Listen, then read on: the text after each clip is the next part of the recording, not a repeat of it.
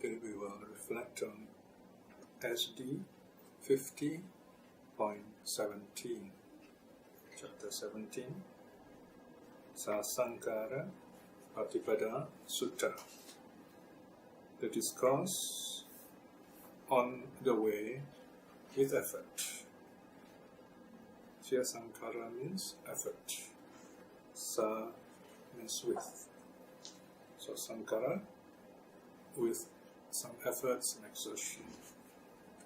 Patipada means path, progress, way. This is from A 4.169, the Uttara Book of Falls. This sutta is about the 4 ways of attaining nirvana. So this is one of those short suttas given by the Buddha to explain to us how nirvana is attained in this life itself. Here, effort means some kind of meditation, mindfulness. Usually it refers to overcoming various mental fetters, the various defilements. So we have 4 kinds. Nirvana with effort, fruiting in this life itself, in other words, the person awakens in this life itself.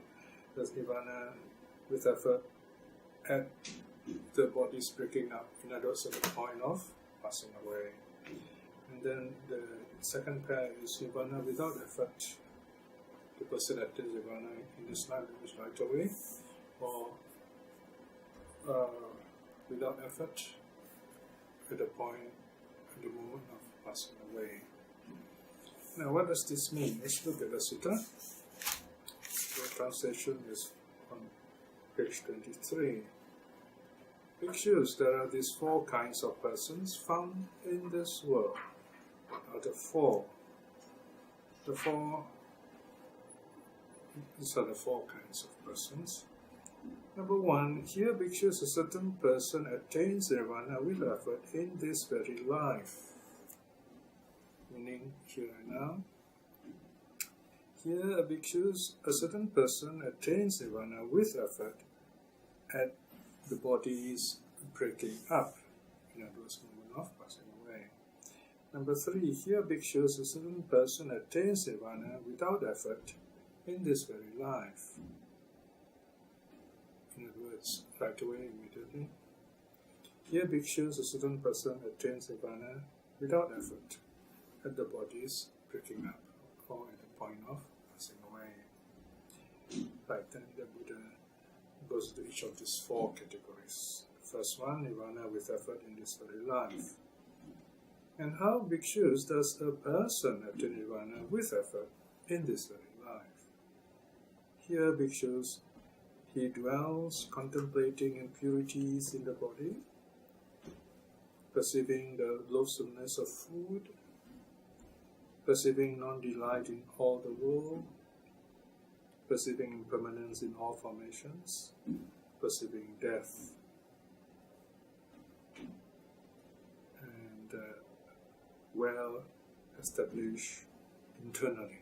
So these are the practices. Now, just spend a moment and look at this. There are 5 kinds of meditation here. You have basically this person's practice is quite solid, if you like. Impurities of the body. So this is, of course, to overcome lust. Here, lust meaning attachment to the world, attachment to the senses.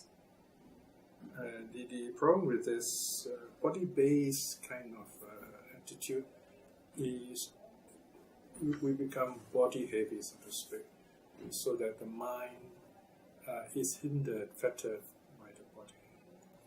So by reflecting on the impure nature of the body, in other words, body changes, the body has to be washed very often, every day. Even then the body still smells and so on. there's less attachment to the body, and that way the person can free the mind to go on, to clarify the mind, to bring the mind to a total focus, to attain jhana, of course. Then the second meditation is loathsomeness of food. So food is what builds up the body. So here again, in other words, the food is taken just enough to support life, for health, for the practice, not to get taken up by food, taste, and so on.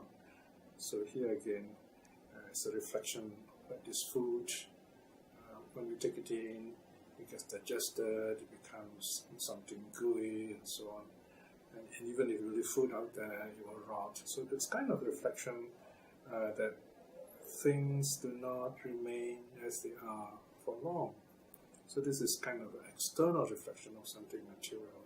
The body is internal, the food is external.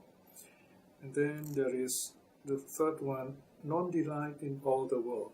So here the reflection is towards the whole world around us, that this world also is impermanent, changing, unsatisfactory. And then the last one, one more of it. Number 4, the impermanence in all formations. Here, formation refer to whatever that exists, there is conditioned things. And all that exists, whether within us or outside there, whether it is physical or it is mind-made, they're all conditioned, therefore they're impermanent, changing, non-self. So here you find the reflection on the impermanence, the three characteristics, impermanence, unsatisfactoriness, and non-self practically of everything. And the last one is on death, how life ends in death. This reflection is very good in the sense of inspiring samvega, a sense of urgency. So this is a very involved practice, very serious practice, mostly done by monastics. So this is the set of practice, well established internally. This is practiced very well. Then section 2.3, the Buddha continues, he dwells dependent on these 5 learner's powers, that is to say, the power of faith, the power of moral shame, the power of moral fear, the power of energy, the power of wisdom. Now notice that this, they are called powers, but they are specifically called learner's powers, Seka learner. But then in the next section, 2.4, immediately after that, there are the 5 faculties. Here, the 5 faculties. These 5 faculties, the faculty of faith, the faculty of energy, the faculty of mindfulness, the faculty of concentration, and the faculty of wisdom, arise profusely in him. Right? So you have 2 sets of qualities here. The 2.3 are the 5 learners' powers. So this cannot be the powers of the Arhat, because the 5 faculties already mentioned in the next section. If we look at this list, number 3 and 4 deal with moral shame, moral fear. So my understanding is that these 5 learners' powers deal with moral virtue. In other words, the person who is meditating here makes sure that he keeps the precepts well, his moral virtue also is strong to support his meditation. And then 2.4, the 5 faculties are themselves the practice of meditation. It supports the practice of meditation. So you notice here, these 5 faculties are very strong. They are there in a profuse way. Faith is strong, energy is strong, mindfulness is strong, concentration is strong, wisdom is strong. So that there's a balance between insight and wisdom. So with this situation, next, but despite the profusion of these 5 faculties, he attains nirvana with effort in this very life. This pictures is how the person attains nirvana with effort in this very life. So here, this person who's practicing does attain nirvana, does become an arhat. He still needs to practice. In other words, the fetters still need to be broken. So there's a chance he will right away attain nirvana, or definitely at the moment of passing away. But he needs to go on practicing. Now the second category, nirvana with effort at the moment of death. So this person goes on to kind of like further practice, and the awakening arises only when the person passes away at the end of his life. Now, section 3. And how, bhikshus, does a person attain nirvana with effort at the body's breaking up? Okay, so there you have everything's repeated here, but in the first case, the person attains in this very life, whereas in this number 2, person passes away. The person attains awakening at the very last moments. And both cases here is the person needs to put in a bit more effort. In other words, the reason here is because the 5 faculties are not strong, so he has to cultivate a bit more effort.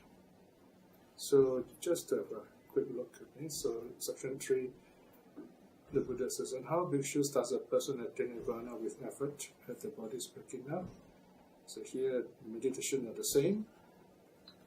Contemplating impurities in the body, contemplating the loathsomeness of food, perceiving non-delight in all the world, perceiving impermanence in all formations, perceiving death. It's the same set of 5 meditation. And these are well established internally. And then the moral virtue is strong. Here are the 5 learner's powers: faith, moral, shame, moral fear, energy, wisdom are all there.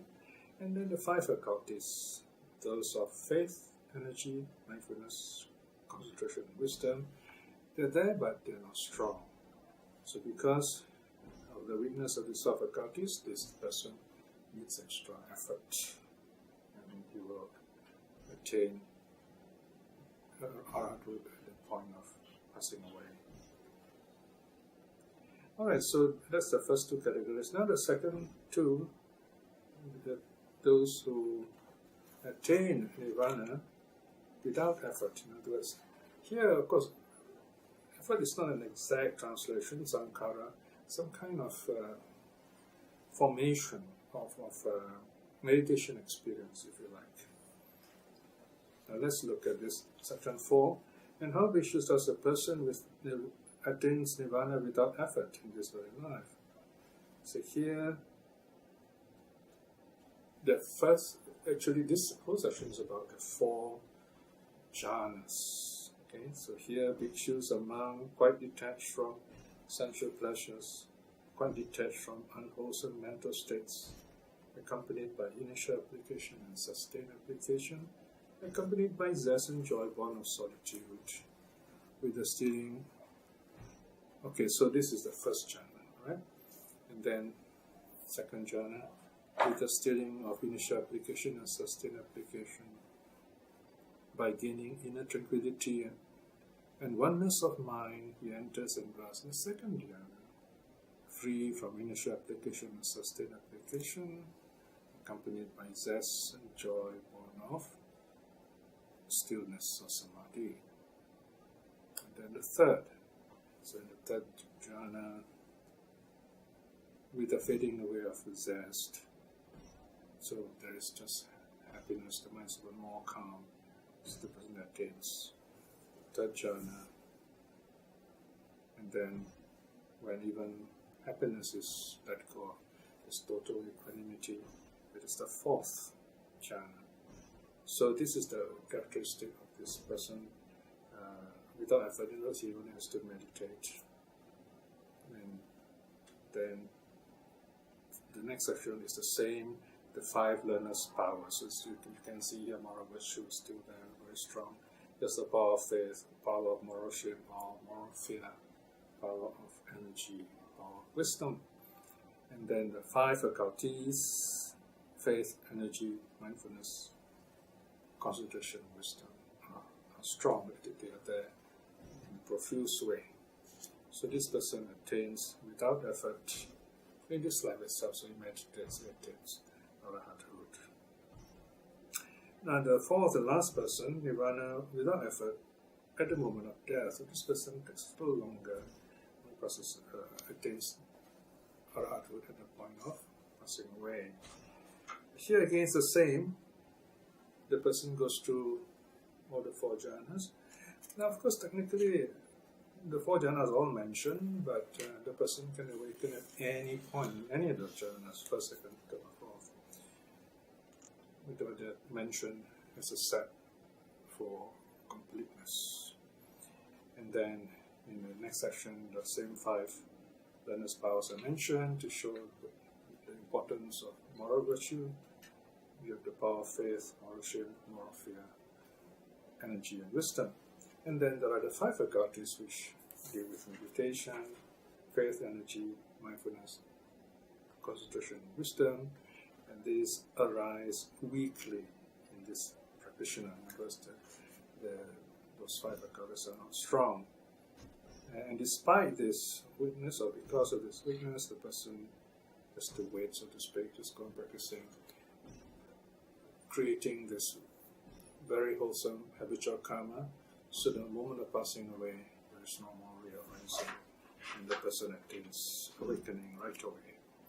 So if we look overall here, we can see in the case of the person who has to put some effort, meditation jhana is not involved. It's more like he has to reflect for wisdom to arise. He uses all those meditation dealing with looking at the world as it is and so on. Whereas in the case of the one with effort, without effort rather, it means deep meditation. So here we see 2 groups of people, or 2 ways of attaining arahathood. One is with a mindfulness practice, reflecting on the true nature of the world, that's called with effort. And the other one is without effort, that is through deep meditation. And in this case, the person is said to be without effort. Of course, in this without effort in the sutta sense of the word, in our normal lay terms, meditating jhana, of course, needs quite a lot of mental effort. But here, it is used in a technical way, if you like, to show that what is meant by effort here. So, in the case of the person who practices without meditation, is used to make effort in a different way, by a lot of mindfulness, looking at the nature of the world. Whereas in the case of the meditator, it just sits and meditates. So it appears as if there is no effort made, no interaction made with the world outside, so to speak. So these are subtle descriptions of how the mind is dealt with in the process of awakening. Already these are not easy teachings for us to know right away. So these are hints given to us on how the process of awakening occurs.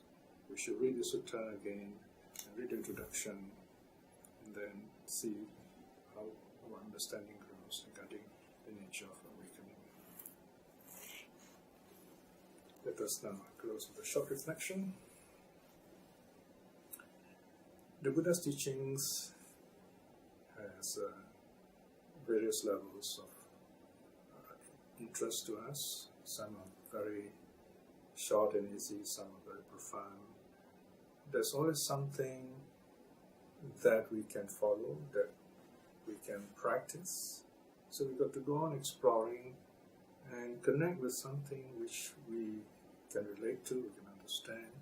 And that is the first step, or the immediate steps we can take as we progress in our understanding of wisdom broaden and deepens, so that the difficult teachings become clearer to us.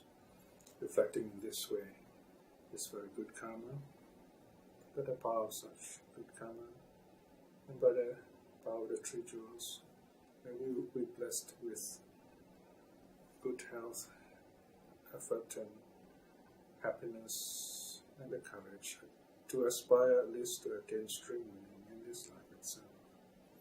And also, by the same token, by the power of the three jewels, may our loved ones be well and happy. May those who are practicing the Dharma for awakening to be well and happy.